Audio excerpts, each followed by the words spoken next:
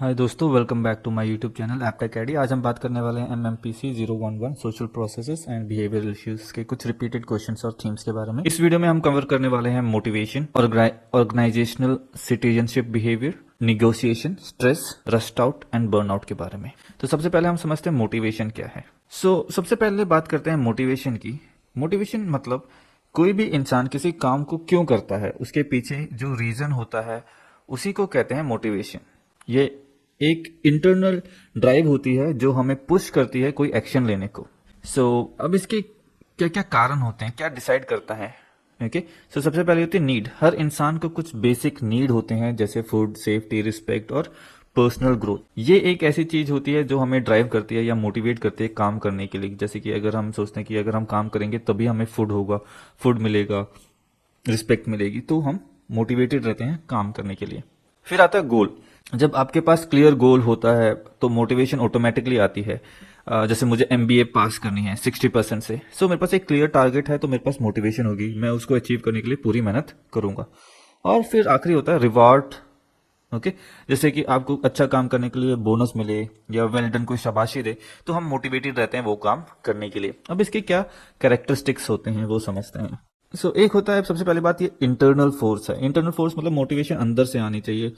और दूसरी बात है गोल डायरेक्टेड होता है, ये हमेशा किसी गोल की तरफ लेके जाती है। और फिर वेरीज पर्सन टू पर्सन। जो मोटिवेशन है वो एक बंदे से दूसरे बंदे की अलग होगी। जैसे कुछ लोग काम करते हैं बेसिक नीड्स के लिए, उनका बस मोटिवेशन है कि भाई खाना आ जाए प्लेट में। ओके, कुछ लोग होते हैं खाना पीना है पर उनकी मोटिवेशन होती है कि भाई नाम कमाना है। ओके, अलग लोगों की डिफरेंट डिफरेंट मोटिवेशन होती है।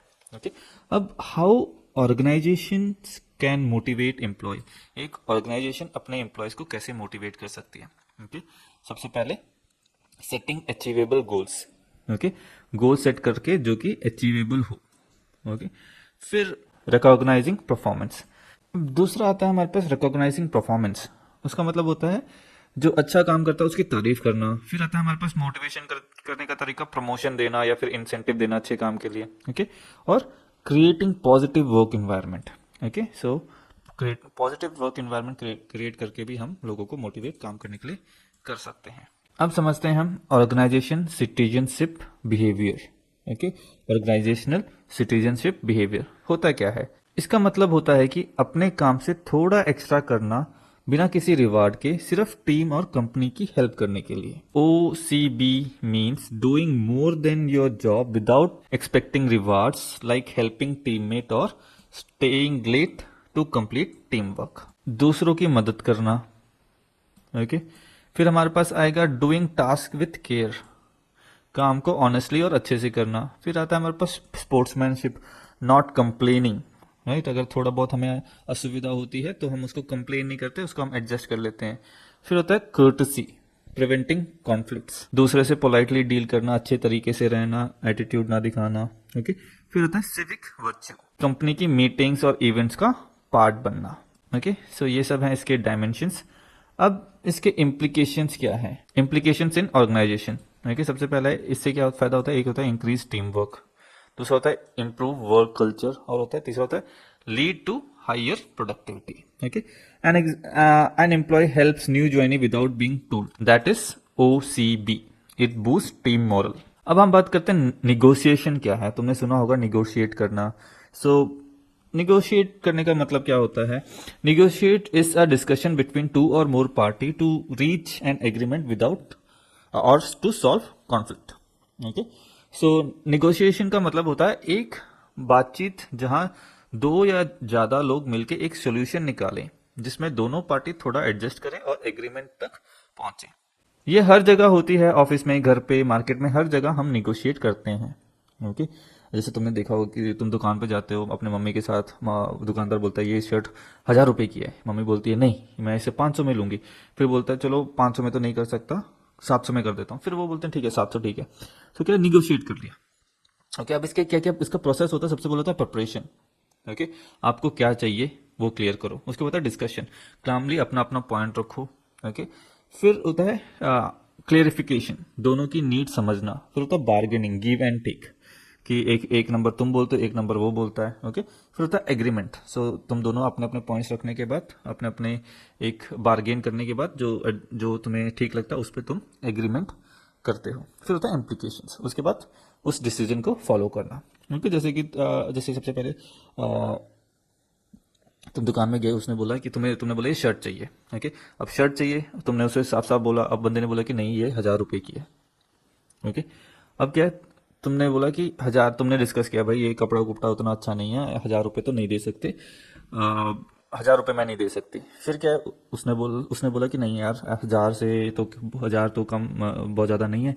फिर तुमने निगोशिएट किया कि तुमने बोला मैं 500 दूंगी। फिर उसने बोला कि नहीं 500 में नहीं, 700 में नहीं। फिर तुमने निगोशिएट कर लिया कि ठीक है 700 रुपये में। फिर तुमने उस चीज़ में एग्रीमेंट किया और वो शर्ट इम्प्लीकेशन किया, उसको शर्ट को तुम खरीद के ले आए। ओके, अब इसके स्ट्रेटजीज होते हैं, एक होता है विन विन। ओके, अब इसमें क्या बोथ साइड की बेनिफिट होते हैं ना, जैसे कि दोनों साइड को मिल गया। अब जैसे कि तुम ऑफिस में थे, ऑफिस में एक चेयर थी बहुत बढ़िया, तो तुम दोनों लड़ रहे थे उस चेयर के लिए। एक बोल रहा था मैं बैठूंगा, दूसरा बोलता मैं बैठूंगा। तो फिर क्या फाइनल डिसाइड हुआ कि हफ्ते में जैसे 6 दिन है तो 3 दिन तुम बैठोगे, 3 दिन मैं बैठूंगा। तो क्या हो गया, विन विन सिचुएशन होगी, दोनों सेटिस्फाइड है। ओके, दूसरा होता है विन लूज सिचुएशन, एक का फायदा एक का लूज, एक की हार होती है, एक जीतता है एक हारता है। जैसे कि चेयर की लड़ाई हो रही थी, बॉस आया, बॉस ने बोला कि ये बंदा बैठेगा, तुम नहीं बैठोगे, क्या एक जीत गया एक हार गया। ओके, फिर होता है avoid accommodating and compromising based on situation. Okay, so ये हैं कुछ तरीके तुम्हारे निगोशिएशन की स्ट्रेटजीज, कैसे हम निगोशिएट कर सकते हैं। अब बात करते हैं हम stress, rust out and burnout की। स्ट्रेस क्या होता है, मेंटल और physical pressure due to high workload और डेडलाइंस। ओके, सो जब वर्कलोड बढ़ जाता है, डेडलाइन पास हो रही हो, बॉस का प्रेशर हो, तो दिमाग और बॉडी दोनों थक जाते हैं, उसको हम स्ट्रेस कहते हैं। अब रस्ट आउट होता है जब आपके पास काम ही नहीं है, काम ही नहीं होता, या बोरिंग होने लगते हो, अ, तो आप बोर्ड फील करने लगते हो, यूजलेस लगने लगता है आपको। जैसे अभी आप ऑफिस में हो और आपके पास काम नहीं है, राइट, कि कोई आपके हिसाब का प्रोजेक्ट नहीं आ रहा है। ओके, तो तुम काफी टाइम से बैठे हुए हो और फिर तुम सोचने लगते हो यार ये ऑफिस में मैं कुछ कर ही नहीं रहा, तो उसको बोलते हैं हम रस्ट आउट। फिर आता है हमारे पास बर्न आउट, जब आप कंटिन्यूसली वर्क करते हो और ओवरवर्क करते हो, तो थकान हो जाता है, चिड़चिड़ापन आता है और इंटरेस्ट का लूज हो जाता है, उसको हम बोलते हैं बर्न आउट। सो रीइंफोर्समेंट ये एक लर्निंग टेक्निक है जिसमें रिवार्ड या पनिशमेंट के थ्रू बिहेवियर को चेंज किया जाता है। जैसे कि अगर एक एम्प्लॉय अच्छा काम कर रहा है तो उसको बोनस देंगे। ओके, सो वो एक रीइंफोर्समेंट होगी। फिर दूसरी चीज जो तुम्हें पता नहीं है, एट्रीब्यूट।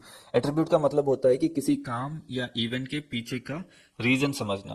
राइट, अगर एक एम्प्लॉय लेट आता है तो मैनेजर सोचता है ये केयरलेस है। ओके, सो ये इंटरनल रीजन हो सकता है, या फिर वो एक्सटर्नल रीजन के बारे में सोचता है कि भाई कोई ट्रैफिक हो सकता है। फिर होता है जेंडर डाइवर्सिटी, वर्क प्लेस में मेल और फीमेल एम्प्लॉयज के का बैलेंस होना। इसके बेनिफिट्स होते हैं। ओके, अलग अलग पर्सपेक्टिव मिलता है, क्रिएटिविटी बढ़ती है, फेयर एनवायरनमेंट होता है। ओके, अब होता है glass ceiling effect. Okay, glass ceiling effect क्या होता है कि जब ये एक इनविजिबल बैरियर होता है जो मोस्टली वुमेन को टॉप पोजीशन तक पहुंचने से रोकता है। एग्जांपल, अगर एक qualified women manager top role deserve करती है, फिर भी उसे प्रमोशन नहीं मिलती, क्यों? क्योंकि बायस की वजह से। ओके, फिर आता है administrative theory. Okay, administrative theory फेरिन ने दी थी। इसमें मैनेजमेंट के 14 प्रिंसिपल बताए थे। ओके, जैसे division of work, unity of command, scalar chain, ये सब स्ट्रक्चर उन्होंने बताए थे। ओके, फिर होता है एक स्पिरिचुअल इंटेलिजेंस। स्पिरिचुअल इंटेलिजेंस क्या होता है, ये एबिलिटी होती है अपने आप को डीपली समझना और मीनिंगफुल डिसीजन लेना। ओके, इसके बेनिफिट ये होते हैं, ज्यादा एथिकल होता है, पीसफुल होता है और फोकस्ड होते हैं। राइट, सो इससे बेटर टीम कल्चर बनने में हेल्प होती है। राइट, सो आई होप इसे तुम कुछ नया सीखे इस वीडियो से, और अगर ये वीडियो अच्छी लगी तो लाइक करें, अपने दोस्तों के साथ शेयर करें, and thank you so much for watching this video.